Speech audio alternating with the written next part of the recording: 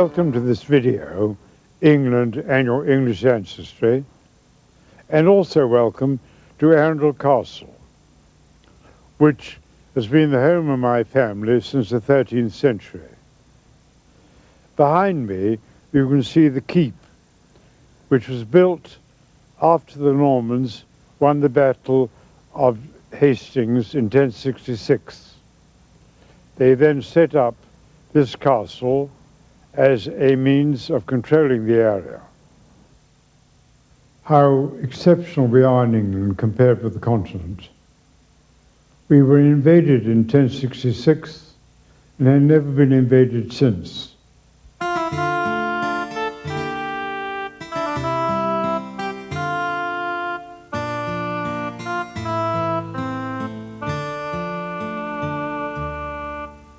I might mention that Burke, 200 years ago in 1790, said people will never look forward to posterity unless they look back at their own ancestry.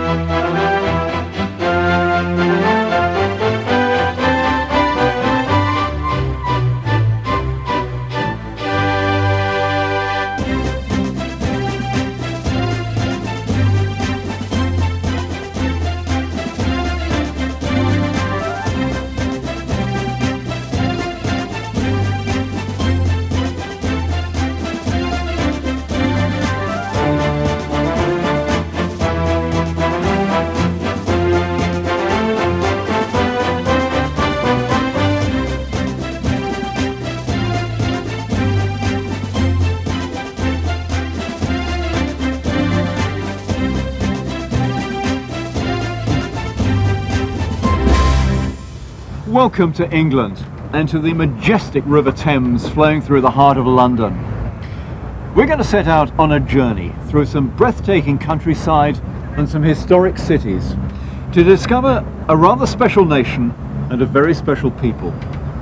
Now, the video you're going to see is divided into three parts, and on the first of them we're going to look back into the history of a culture that's provided a unique legacy to the rest of the world, the English language.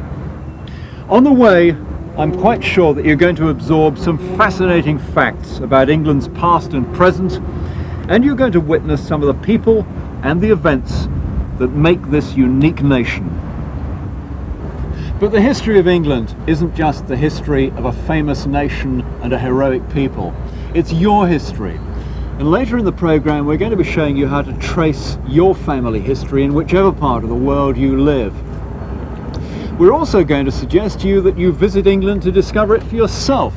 We'll give you some tips on how to get here, how to find your way around, and a lot of other useful information.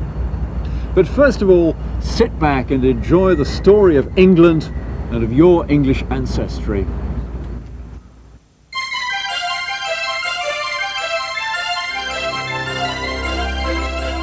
This happy breed of men, this little world, this precious stone set in the silver sea, which serves it in the office of a wall, or as a moat defensive to a house against the envy of less happier lands.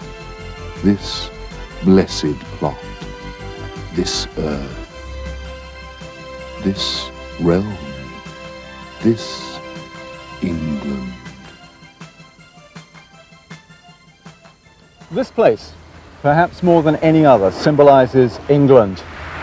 One can stand here, as no doubt generations of Englishmen have done, under the White Cliffs of Dover, one of the most southerly points, and one can look out across the English Channel, which separates this island from the rest of Europe.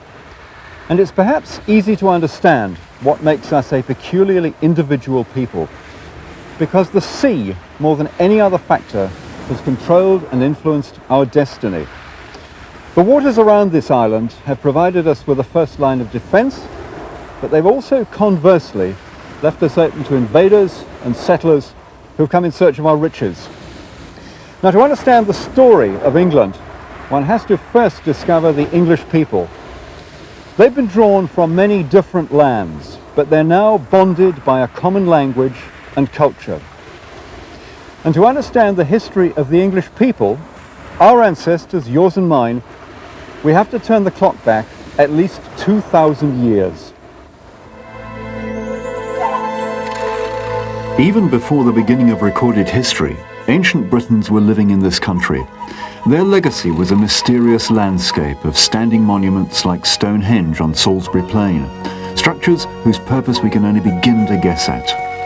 These ancient people were overtaken by the Celts, but even they were not strong enough to resist the mighty armies of the Romans, who landed here in 55 BC.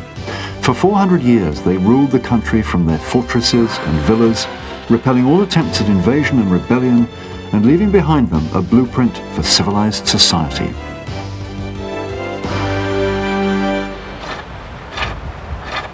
But you have to go back to the time in England after the Romans left to discover the origins of our common ancestry.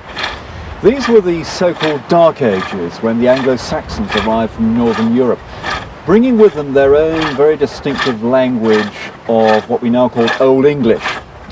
Now, it wasn't very long before the local inhabitants and the newcomers alike were speaking Englisk. And the settlers called the new country Englaland. And this part of it was known as East Anglia because the Angles settled here. Now, this village, of which incidentally the houses are now a replica of West Stow, was originally constructed in about 450 AD. And West Stow means literally West Place. Working with wood was just one of the many surprisingly sophisticated skills the Anglo-Saxons could turn their hands to.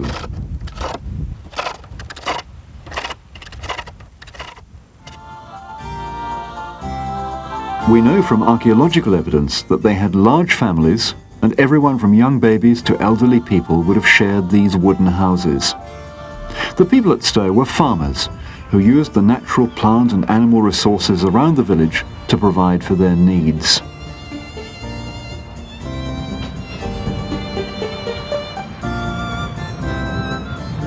And at the end of a hard day's work, where better place to head for than the Great Hall?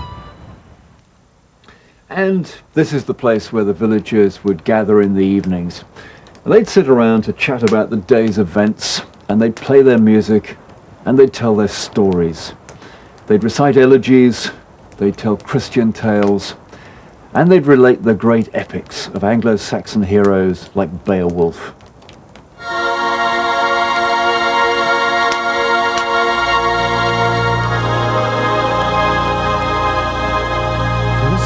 Fame of Danish kings in days gone by, the daring feats worked by those heroes are well known to us. What thou was Hrothgar a herraspered gufen, Wigas Werthmund, that him his winamagas yearn a hurda.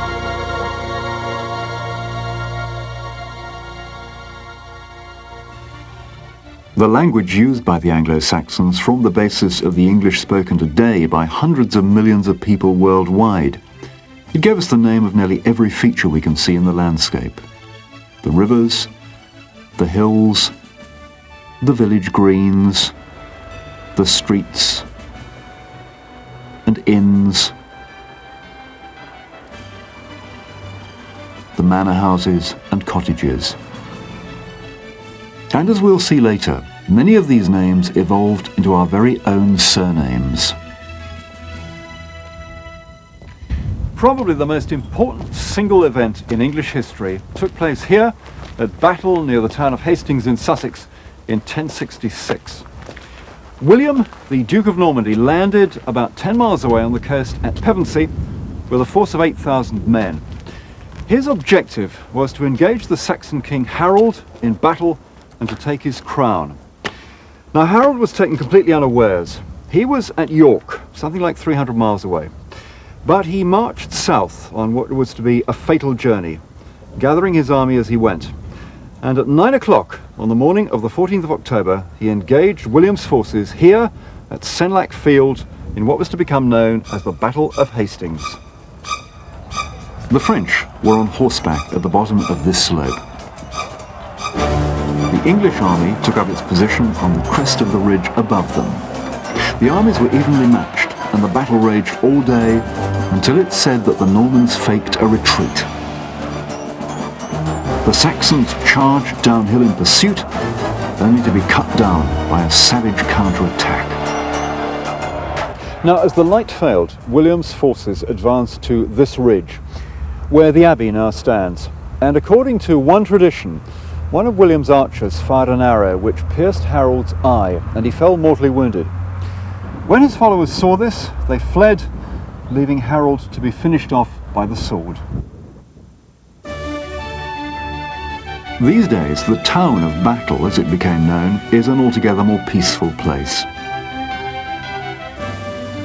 Visitors who come to this part of England to witness the site of the Norman conquest can experience a way of life that generations of their ancestors might have enjoyed. The battle over, William was crowned King of England on Christmas Eve 1066, and he began to assess the country he'd conquered. He needed to know about the people who lived in his new kingdom. And to find out, he commissioned the greatest survey of all time, the Domesday Book. Within its pages are recorded details of almost every citizen of importance in the land, their houses and livestock, their tools and implements, making it an invaluable resource for historians. In fact, anyone who wants to know their forebears a little better. At the Institute of Heraldic and Genealogical Studies in Canterbury, the origins of our ancestors and our surnames have been a lifelong fascination for its principal, Cecil Humphrey Smith. First of all, of course, people were simply known by what they looked like, what they appeared like to other people, strong warrior or red-faced or brown-haired or blue-eyed, various descriptive names, or where they came from, or who they were associated, who they belonged to in many cases, because they were virtually slaves of households. And those names might change from one part of a man's life to another. I mean, you can probably recognize in yourself the number of times that people have called you by other names, even if they're only nicknames. It's when the name sticks that it becomes your name.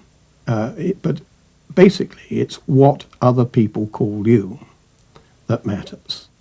Now, when there are too many Johns and too many Marys, which of course arose with the advent of Christian names, with Christianization of this country, most people were given the names of saints or apostles or bishops and the greats of Christianity. And so there were many of them with these names. And so one had to be distinguished from another. And he was distinguished by his occupation, where he came from, what he did, or who his father was, or perhaps what he looked like. Here's some description that fitted him in particular. Now, obviously, the descendants won't necessarily be associated with those names in any way at all. But if the name has persisted in that family, it has become a surname. We, of our own free will, before the outbreak of the disputes between us and our barons, granted and confirmed by charter the freedom of elections. We have also When King John put his seal to the Magna Carta here at Runnymede in 1215, it marked an end to a period of uncertainty for our ancestors. They were promised a future in which freedom and justice would become fundamental human rights. And to this day, the people of England can look back on their country's past with a sense of pride.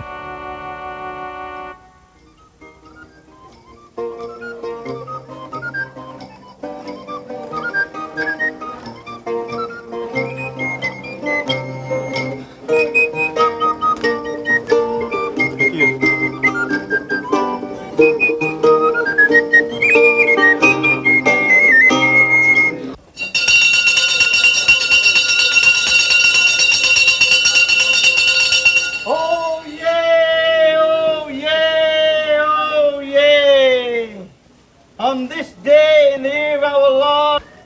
Today sees York races and a wonderful day in the city of York. We have excellent musicians, the finest in the world. I thank you. Give them a big round of applause. God save the Queen.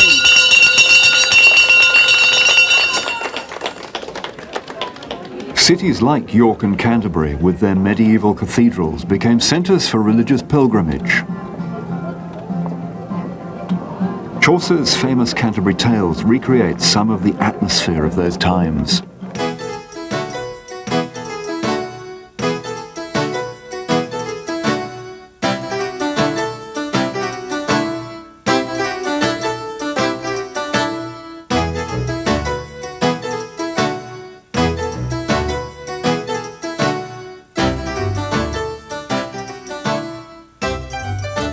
The bawdy and often hilarious tales told by the miller, the knight and the squire on Geoffrey Chaucer's journey from London to Canterbury introduces us to some of the colourful characters of medieval life.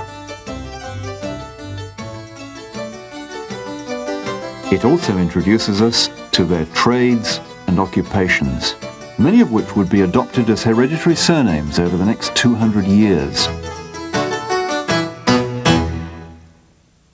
Although people called each other by these new surnames, when it came to writing them down on official documents for the church or courts, most people had no idea how they were spelt. The parish clerk could only guess at the spellings, and often the same person would appear with his name spelt quite differently each time. Even the royals changed the spellings of their names when the mood suited them. Here at Hever Castle in Kent, one of the future queens of Henry VIII of England was born in the year 1507, plain Anne Boleyn. Now, when she was 18, the young king started to court her, much to the despair of his advisors and incidentally of her mother, who found the burden on the household expenses pretty intolerable. The couple finally married in 1533, and plain Anne Boleyn became Anne Boleyn to suit her status as the Queen of England. Had she stayed plain Anne Boleyn, she might have lived a lot happier life. Henry's exploits as a ruthless king and husband are legendary. Anne Boleyn, beheaded for alleged unfaithfulness, proved to be only the second of his 6 wives. Make way for King Henry VIII of England!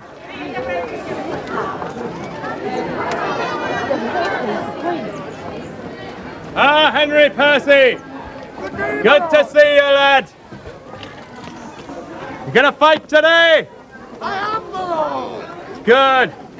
And Eugene of Nebworth, so you're gonna put up a good fight? Defending oneself against the enemy is a skill which most of our ancestors must have had. It's a skill which the English perfected over the centuries. Fighting for king or queen and country is a skill which the English knight and his soldiers must have carried out with great skill and daring.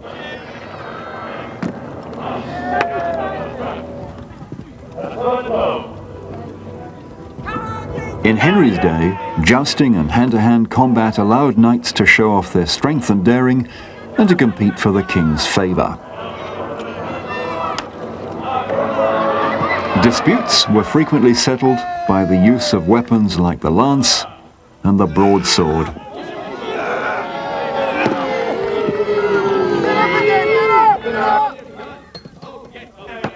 The disputes might be over property and status or romantic rivalry, but they provided some spectacular entertainment for the rest of the population. There were problems though, particularly on a crowded battlefield, working out who was who, when a lot of the people were wearing heavy helmets and visors. I think at the beginning it was a question of identification. The leaders in battle were recognized as we are by our faces, our features. And as you can see, this knight has a face that is recognizable. As soon as you put a helmet on him, with the development of armor, and close his visor, who is he? He's just another knight, but he may be your leader, and you'd recognize him by his banner, or the painting or embroidery upon his coat of arms, a jacket bearing the same insignia as upon his shield.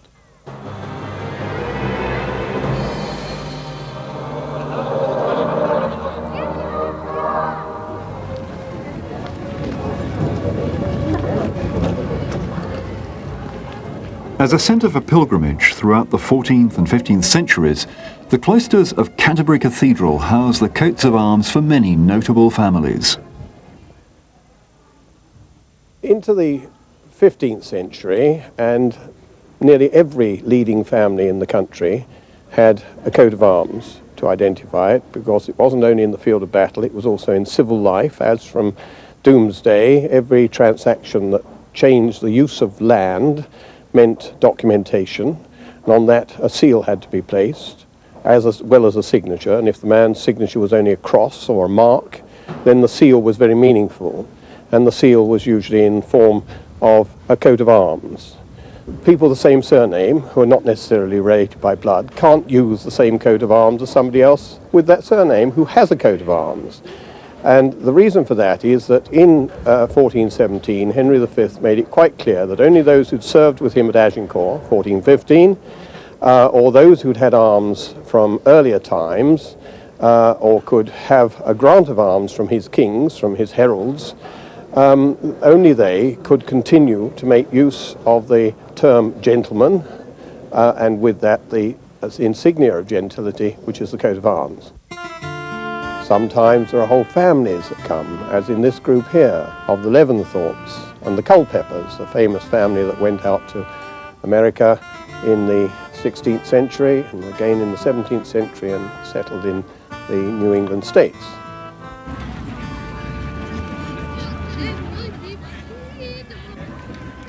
This tradition of gentility continued into Elizabethan times.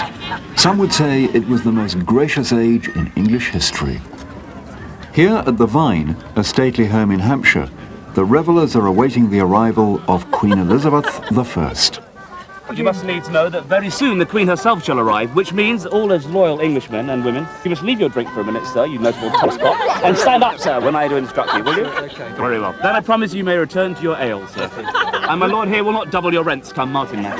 And when you approach the Queen, kneel, sir. Aye.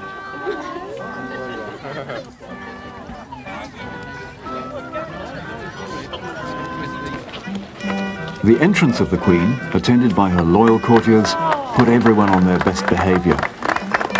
Oh, and is this my shifting sands? You may kiss my hand. They are struck dumb with admiration, your grace. Thank you, Sir Edmund.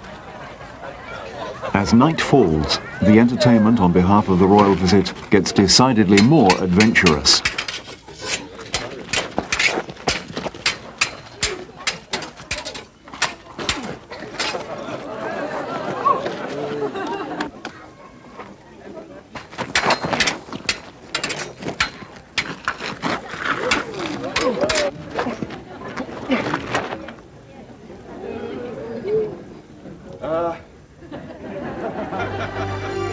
The Elizabethans were renowned not only for their prowess with the sword, they were also increasingly respected as a maritime nation. Men like Sir Francis Drake and Sir Walter Raleigh set sail to join the ranks of the world's great explorers, and they played major roles in the wars fought at sea. On this vantage point overlooking Plymouth Sound, some great seafaring men have stood and they've no doubt contemplated their achievements. One of them was Sir Francis Drake. Now he set out from here on an epic voyage in 1577 and he returned 3 years later to become the first Englishman to circumnavigate the globe, much to the delight of Queen Elizabeth I. 10 years later, his thoughts must have been darker as he stood here and contemplated the awesome Spanish Armada, the most powerful fleet of ships ever built, which was sailing towards these shores to fight England to the death.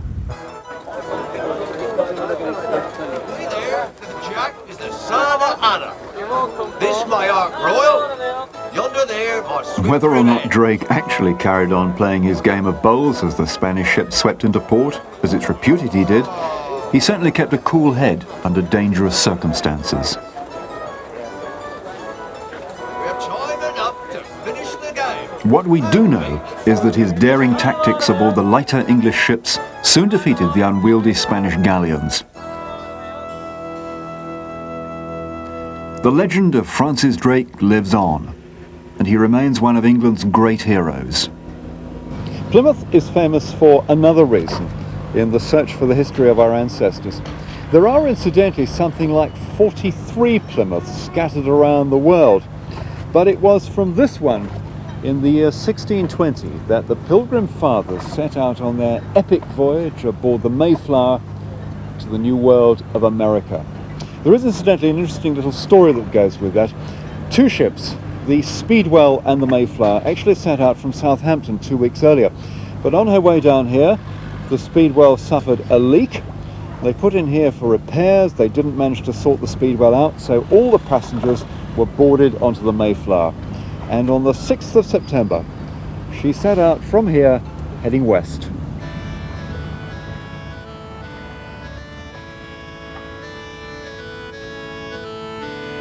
We know there were about 150 people on board, crammed into a ship which was built to house half that number. Yet the Pilgrims, many of them seeking refuge from religious intolerance, were not easily discouraged. All but one man survived the voyage, but during that first winter, more than a third of the emigrants died from disease and sickness. Although the Pilgrim Fathers were not the first emigrants, they'll always be thought of as the founding fathers of the American nation, not least because of their incredible courage and fortitude. Once the bug for exploration and travel had bitten, our ancestors set sail from every port around the English coast, however small, to the furthest outposts of the globe. In 1768, a young man from the tiny Yorkshire fishing village of Staithes captained a ship called the Endeavour bound for New Zealand. On the way home in 1770, the ship sailed by New South Wales in Australia, and Captain James Cook became the first man to chart the coast of this previously unknown continent. England was becoming a leader of nations, and these voyages abroad led to increase in domestic wealth. The 18th century saw an unprecedented rise in the building of stately homes, magnificent mansions and palaces where Englishmen could display their acquisitions and show off their cultural heritage.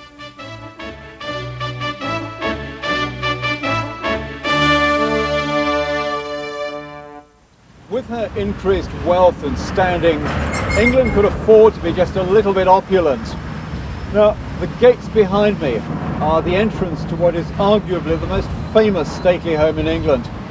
It's the London residence of Queen Elizabeth II, Buckingham Palace. The building originates from 1703, but it was extensively refashioned by the Georgian architect John Nash. He was responsible for many of the most famous stately homes in the late 18th century.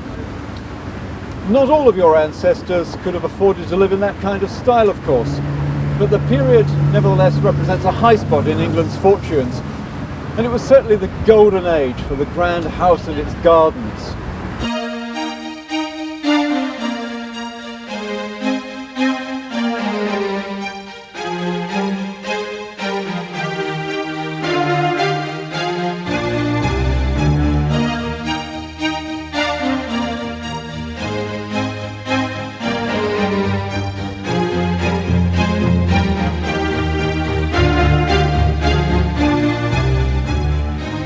But the peace and the gracious living of Georgian England was to be shattered before the century was out. The Napoleonic Wars, and particularly the Battle of Trafalgar, which gave its name to London's most famous square, cost England many lives. It also gave her one of her bravest and best-loved heroes, Admiral Horatio Nelson. After defeating the French and the Spanish fleets, he lost his own life aboard his flagship the Victory on October 21st, 1805. England would never be quite the same again. The nation was leading the way in technological developments using coal, iron ore and steam power. And for ordinary people, this meant leaving their homes in the countryside to migrate to the new towns and cities which were springing up in the wake of the Industrial Revolution. The population were learning new skills and trades that would make England one of the greatest manufacturing nations in the world, leading the way in engineering and, with the development of mechanized printing, in communication by the written word. New forms of transport, railways and canals, opened up the country for the first time, and throughout these climactic changes, one man observed the social conditions of the day and wrote stories about the characters he saw. Today, England still celebrates her most famous novelist. Here at Dickens' birthplace in Rochester, Kent, his wit and sharp eye for detail are recreated each year at the Dickens Festival. In fact, wherever you travel in England, you can experience the lifestyles of your ancestors, albeit at a more leisurely pace.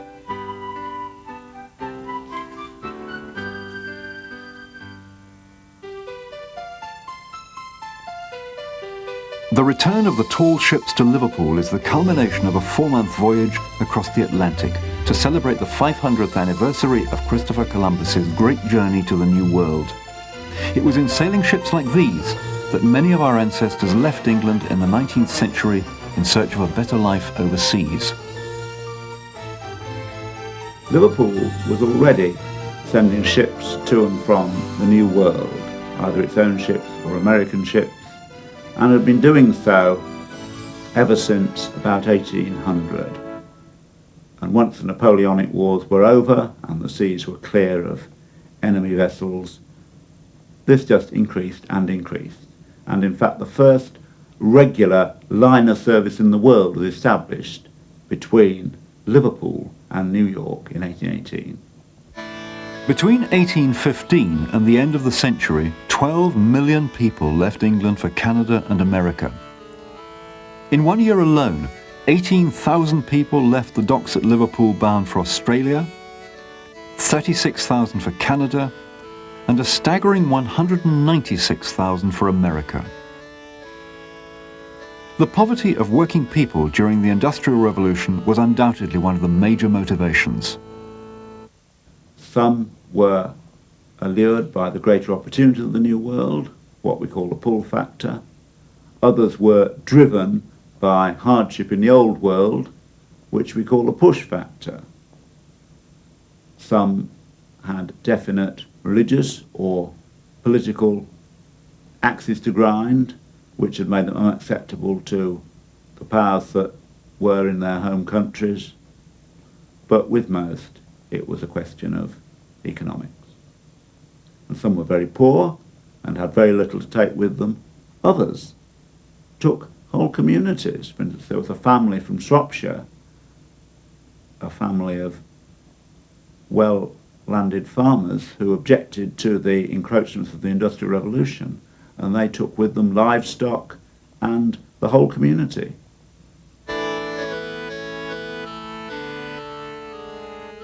Many visitors who come to England are hoping to track down their immigrant ancestors amongst the millions who left.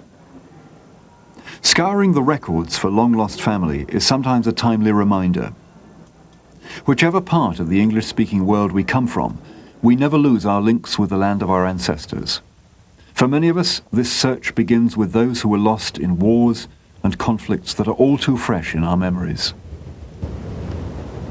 We have, of course, in the last 100 years, suffered from 2 world wars with a catastrophic loss of life. And sadly, for all too many people, the search for relatives starts somewhere like this: the American Military Cemetery and Memorial at Madingley near Cambridge. Here, a great many people from all walks of life are commemorated together. And here, the distances between ancestors don't matter. The miles become irrelevant.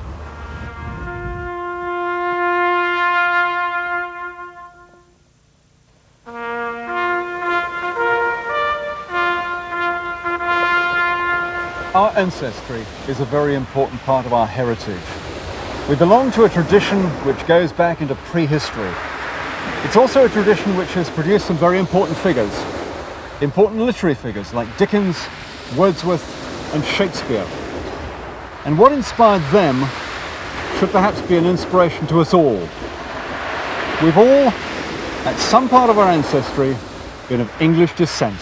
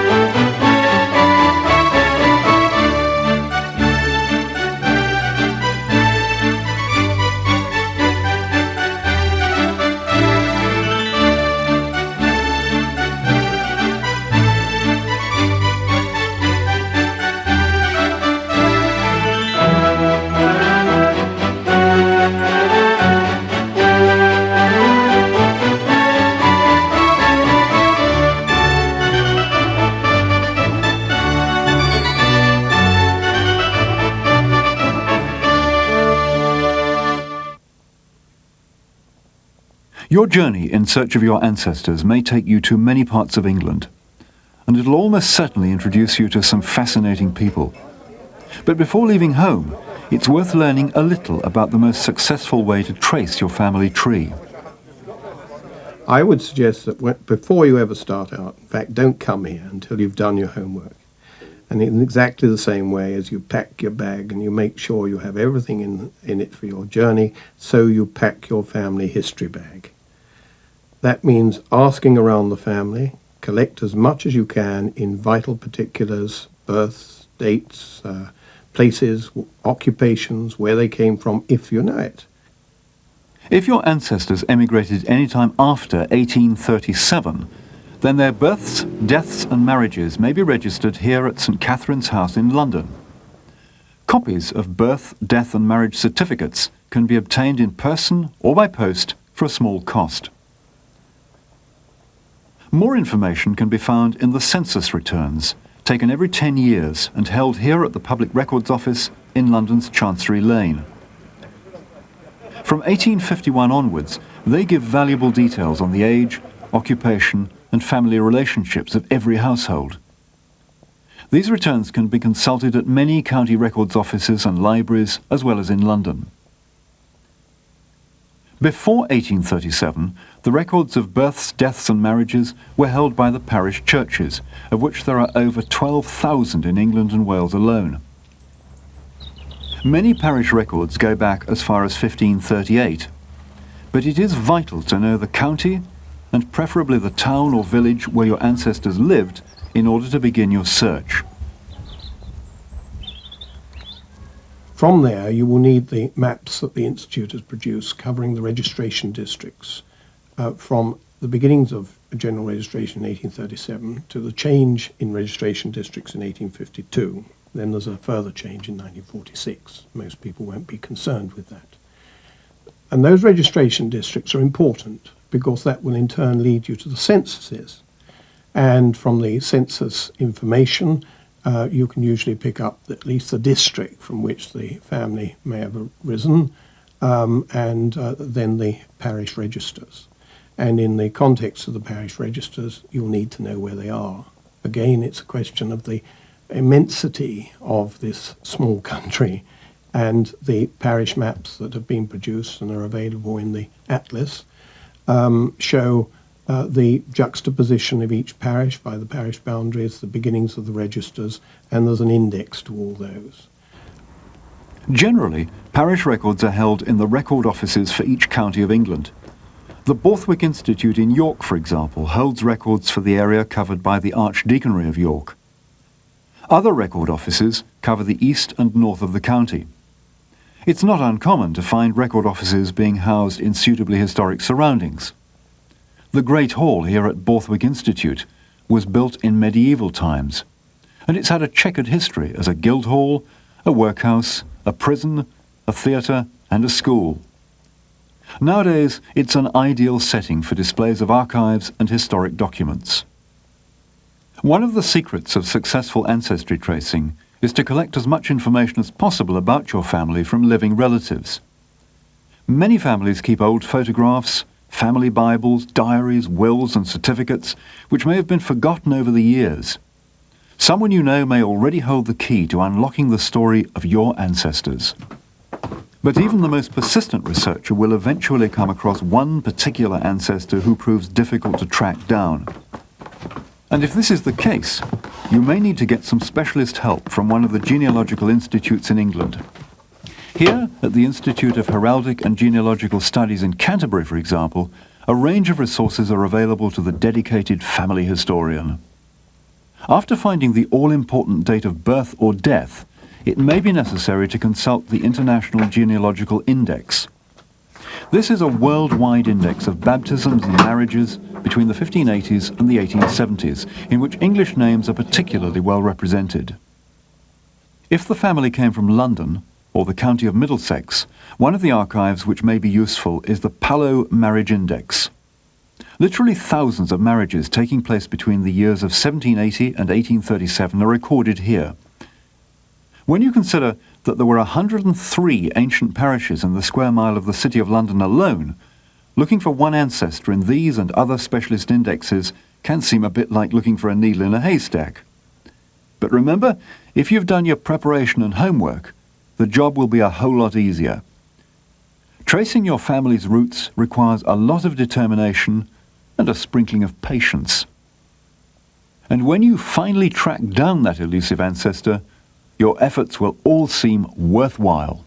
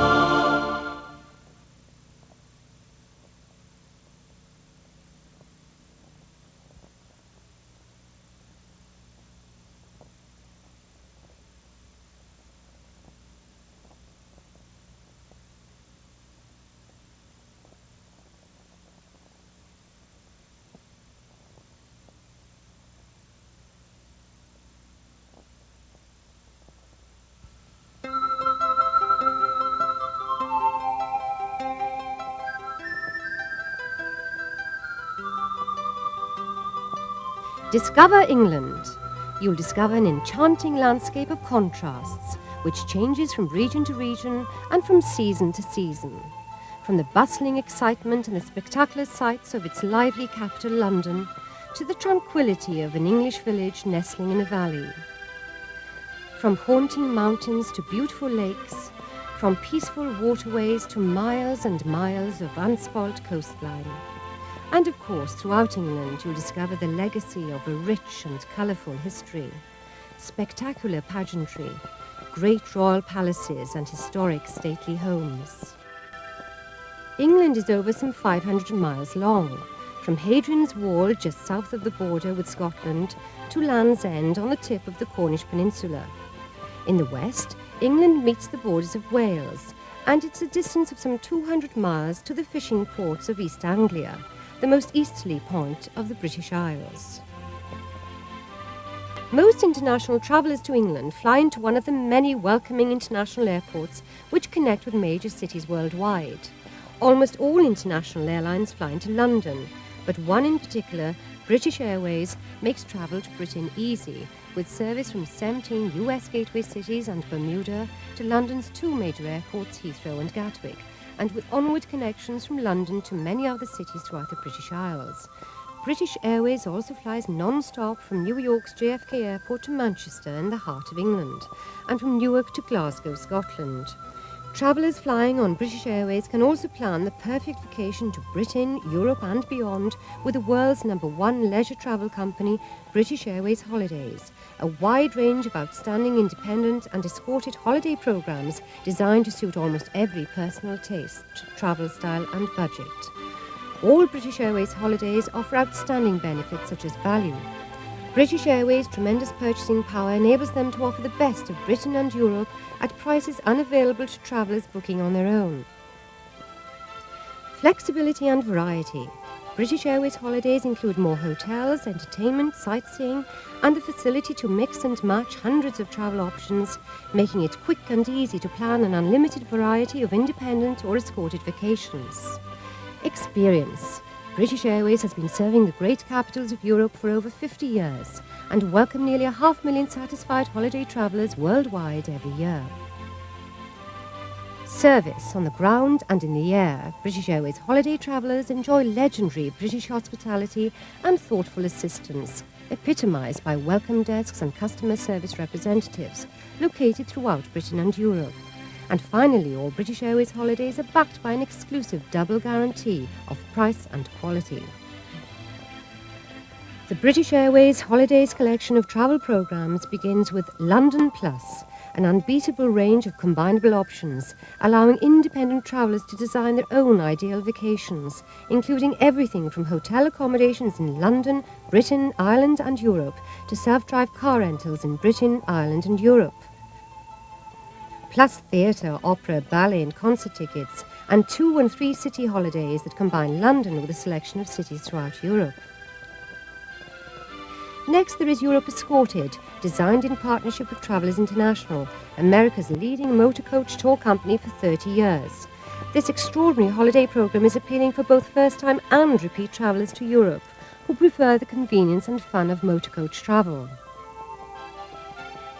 Europe Escorted offers selected guaranteed departure dates, knowledgeable, experienced tour directors, all of whom must have had at least 5 years' experience, meals arranged to provide the utmost variety and choice, with emphasis on regional cuisine, and only the best motor coach transportation, with coaches rarely more than 3 years old. Value Plus features air-inclusive vacation packages for Britain and Europe, designed for cost-conscious travellers who want to plan their holidays with a minimum of fuss and expense, but with a variety of popular options. London on the Town is a short-stay London holiday featuring airfare, hotel and transfers at remarkably affordable prices. London in Style is the ultimate London holiday, featuring first-class and deluxe accommodations, and the excitement of a one-way transatlantic flight on British Airways Supersonic Concorde, and one-way in British Airways award-winning club class. Whichever holiday you choose from this incredible collection of superb travel arrangements, you can be sure that you've chosen one of the world's favourite vacations. British Airways, not surprisingly, the world's favourite airline. In England, it's never very far from one interesting town or city to the next. You can get around easily by plane, train, car and coach. Probably the best way to see England's scenic countryside is with Intercity. High-speed, convenient, fast and frequent air-conditioned services all make Intercity the ideal choice. Intercity's extensive rail network lets you travel the length and breadth of the country, whether you're going to historic York in the north or Plymouth in the far west. First class and standard accommodation are available on all intercity trains, and all services offer a wide range of food and drink. Enjoy either a full meal or a light snack from the buffet. England is a compact country. You can travel to the most exciting cities or the sleepiest hamlets by rail in hours. It's so easy to plan your journey with Intercity, and helpful staff are on hand to assist you with your inquiries. If you're visiting from overseas, make the most of the Intercity network and other rail services with a BritRail pass. This attractively priced ticket gives you unlimited travel throughout England and Great Britain. For more information on the BritRail pass, contact your local travel agent or refer to the enclosed booklet with this video. Discover England with Intercity. As well as its excellent rail services, England has a first-class road and motorway network. To get from one place to another quickly, the motorway system is best. But to discover the real England, get off the main roads and explore the quiet rural lanes and hidden-away villages. Destinations and tourist attractions are clearly signposted. Rent a car and you're free to go where you choose and to visit fascinating places off the beaten track. But remember, in England we drive on the left. Rental cars are available at all airports, downtown city locations, and by booking in advance at many railway stations. Whatever your budget, whatever your requirements, Avis has a car for you. Driving can't be more relaxing than with Avis. You'll be given a safe, reliable car that's under 4 months old, and 24-hour roadside assistance is always on hand. Avis Know Before You Go service offers special information on mileage, fuel prices, weather and currency exchange rates. And Avis Personally Yours is available if you rent a car for 14 days or more. It's a totally unique service, providing a personalised, easy-to-read travel itinerary which will guide you through England, ensuring that nothing worth seeing is missed. Avis reliability means peace of mind is part of the package. A wide range of accommodation is available throughout England. Superb luxury hotels, country house hotels in tranquil settings, modern hotels to suit different price ranges, old world inns. And there's excellent value for money at the many friendly bed and breakfast establishments all around the country. In most cases, you can book through your local travel agent or direct with hotels or hotel groups. Take advantage of the excellent accommodation guides available from British Tourist Authority offices worldwide. England also offers you a wide variety of places to eat and drink. Restaurants to suit all tastes and purses, as well as traditional inns, local pubs and tea shops. When you come to London, as most visitors do, the following excellent restaurants are particularly recommended.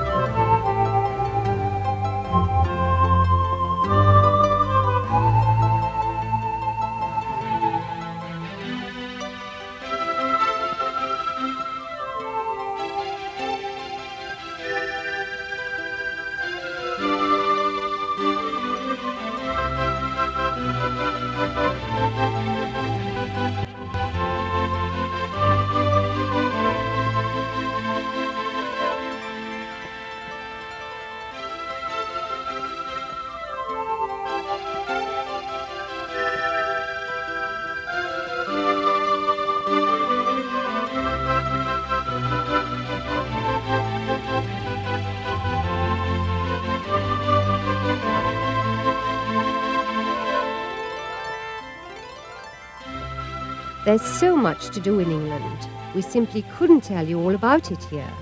Wonderful shopping, world-famous theatre, sporting activities like fishing, golf, water sports, horse riding, fun and entertainment for all the family, and of course the fabulous attractions that reflect our historic past. Your nearest British Tourist Authority office will be pleased to answer your questions.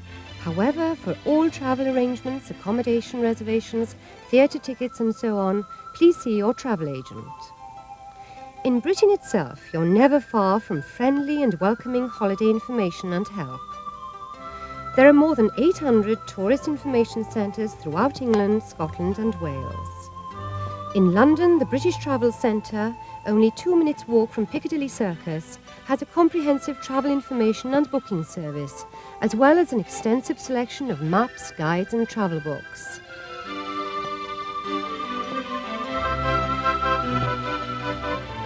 Discover England, the land of your ancestry.